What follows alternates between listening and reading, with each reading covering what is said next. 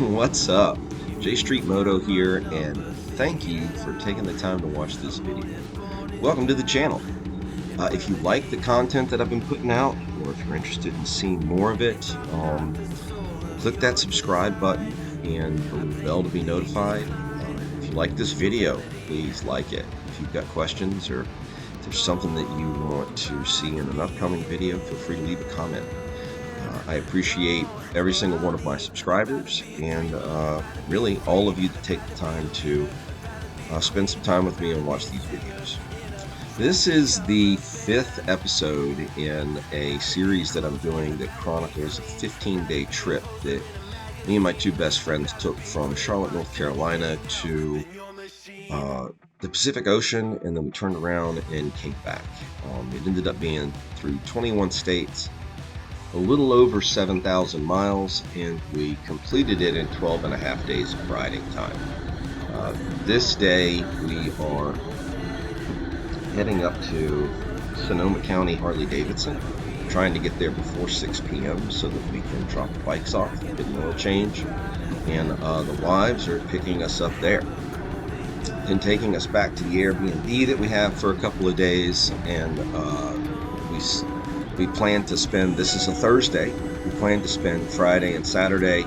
We're going to go see the redwoods. We're going to go tour a couple of vineyards. We're going to go tour a couple of distilleries and eat some really good food and just enjoy the vibe that is the Northern California Napa Valley kind of area. I'd rather be pretty much anything else. And if I fall behind, ignoring all the signs, and if I lose the fight, I still rage against the night.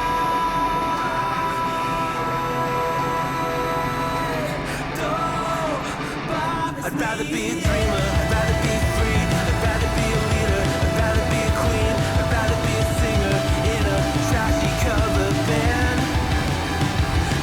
When I started putting together the content for this day, I had now 4 days under my belt producing content for YouTube, and after watching those videos, I was like, I kind of want to do something different for today, because this is the first time I've done anything like this, so it's new to me, and I'm still kind of trying to find what voice I want this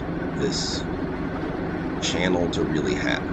So I figured today I would, instead of talking so much about what we're doing and how we're getting there and other things, I was just going to talk more about the dynamics of our group and what it's like taking a trip like this with 2 of your best friends. I'm certainly the one in the group that gets touted as the talker. The reality is, and I think this trip proved it on more than one occasion, that Juan's really the chatty Cathy among us, but I'm the one that's labeled that way. So a little background on us. Juan and I have known each other since 1988, which for some of you might be before you were even born, that might be watching this video. We're fraternity brothers. That's where we met, is in our fraternity, and we've been friends ever since. I was best man in his wedding. He was best man in mine. David and I met through martial arts, and we've known each other for a little over 12 years. And David is that guy that pushes me to do things outside my comfort zone, or even encourages me to do things that I've always wanted to do. So that's kind of the dynamic. You've got, in terms of my perspective, right, on this trip, I've got what is effectively a big brother. And then I have the other brother that is, challenging me to keep up, or do things that are a lot more fun. So you've got one side of the equation is the rational, reasonable one. The other side of the equation is the man, screw it, let's just have fun. I just want to do this. And at times, both of them switch roles, but for the most part, that's kind of how it works out with those two. In short, I couldn't have two better people to take a trip like this with. On that note, if you're thinking about taking a long distance trip, you're certainly able to do it by yourself. I suggest doing it with a group. But if you're going to do it with a group, you have to make sure you pick the right people to go with you, because group dynamics can really make or break a trip.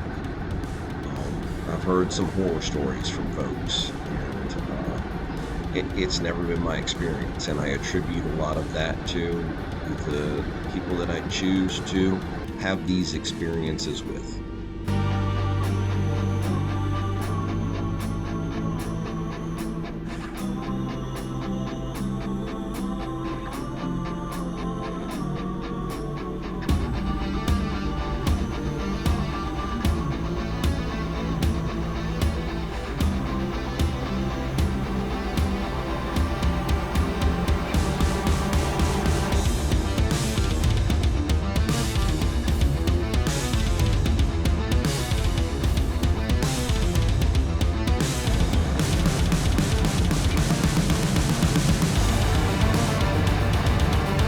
As I mentioned earlier, we're heading to Sonoma County, California, specifically Sonoma County Harley-Davidson today, to drop the bikes off for oil changes. By the end of this day, we will have done 649 miles today, and a total of 3,283 miles since we left on Sunday, which was 5 days ago. So this is the end of day 5, or will be the end of day 5. And we will have completed 3,283 miles. A little bit more about the three of us. All three of us are bourbon drinkers. All three of us are well, we're all three martial artists. Juan trained when he was younger. All three of us are either veterans or retired law enforcement, or former first responders. Juan and I are both veterans. David is a retired law enforcement officer, so it's helpful to have one of those guys on the trip with you, believe me. But yeah, so we all have some common threads that unite us, and I truly believe it's the fact that we were all in the military and or law enforcement, and we're used to the kinds of joking that goes on in those environments that makes us mesh so well.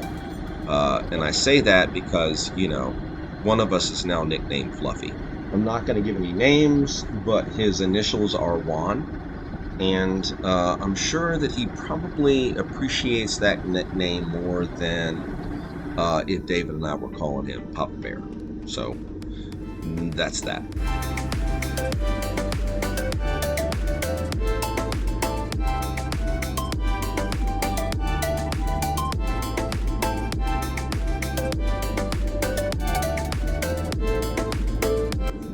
On the topic of nicknames, so there's currently nothing that David's done yet that would, warrant him getting a nickname. While on the other hand, there's me. Now, I think I've mentioned in previous videos that I just recently put a windshield / fairing on the front of my motorcycle. Prior to that, all the trips that I took were pretty much the handlebars and nothing in front of me.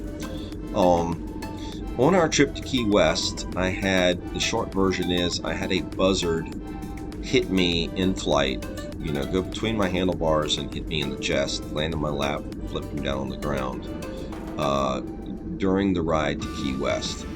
I was doing about 80 miles an hour at the time. Everything's okay. It did freak me out. I needed a glass of chocolate milk after. That's a story for another time. But that resulted in a discussion around what should my nickname be. Because first off, let me back up a little bit. In all honesty, the very first thought that crossed my mind after I realized, the Buzzard didn't kill me, was why wasn't my camera on and why didn't I capture that? I even had like the thumbnail picked out of what was going to be on YouTube for that picture or that video, because that would have been an instant hit. I know it would have taken off. How often do you see somebody on a motorcycle get hit by a buzzard in flight?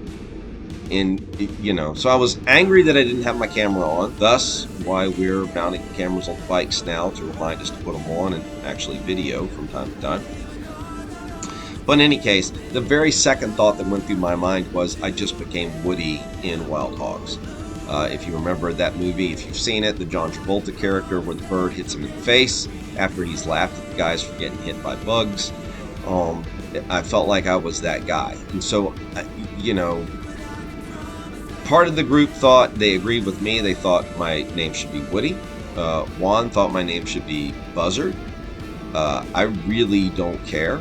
It could actually be Roadkill, even though that's probably not the most fortunate name to have if you're going to be riding a motorcycle. But I'd be interested in hearing your thoughts on what, you know, what your vote is, so to speak. Should it be Woody, Buzzard, Buzz, or Roadkill? Right now, it's kind of up in the air with the group still. But yeah, that's my little story about how something happened to me that resulted in a comical story that might result in a nickname. So leave it in the comments and tell me what you think it should be. If you come up with something unique and original, that would be even better. Thanks.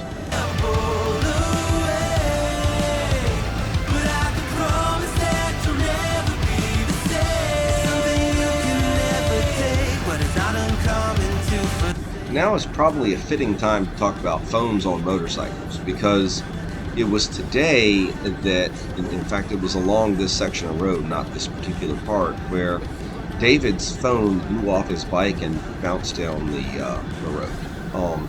It was a couple days before, I think, going through Oklahoma, where the same thing happened to Juan.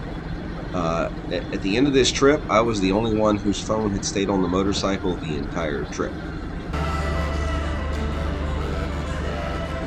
I'm going to go ahead and talk for a second about the next video release. So in theory, I should do a day 6 and 7 and combine it. But because this channel is more motorcycle related and not vacation related, the next 2 days after we finish this ride today, we're not going to be on the bikes. There's no video taken of us riding, and we're pretty much touring around Napa, Sonoma, you know, north of San Francisco kind of area in California, just having a vacation, doing touristy things, eating food, drinking booze, and just having fun with our friends and wives. So I'm probably not going to put anything together for those 2 days, meaning the next release for this will be day 8, and that will be when we leave our Airbnb, head further west so that we finally get to the Pacific Ocean, see the Pacific Ocean, and then start our ride back east. We'll end that day in Carson City. So we'll leave, Sonoma County and head to the Pacific Ocean, and then end up in Carson City for the night on day 8. And that will probably be the next video that I release. I don't think I'm going to release anything associated with day 6 and 7.